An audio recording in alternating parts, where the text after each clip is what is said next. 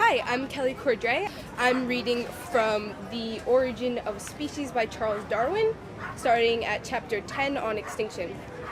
On extinction, we have as yet spoken only incidentally of the disappearances of species and of groups of species. On the theory of natural selection, the extinction of old forms and the production of new and improved forms are intimately connected together.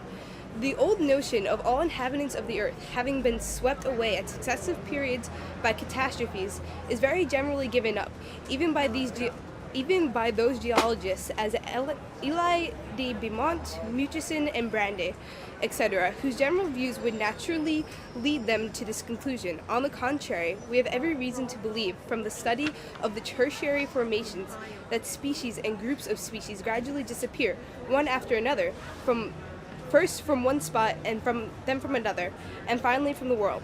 Both single species and whole groups of species last for very unequal periods.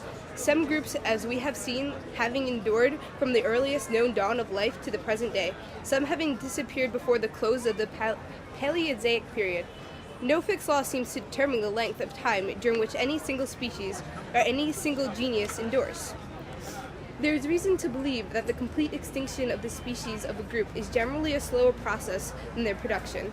If the appearance and disappearance of a group of species be represented, as before, by a vertical line of varying thickness, the line is found to taper more gradually at its upper end, which marks the progress of extermination, than at its lower end, which marks the first appearance and increase in numbers of the species.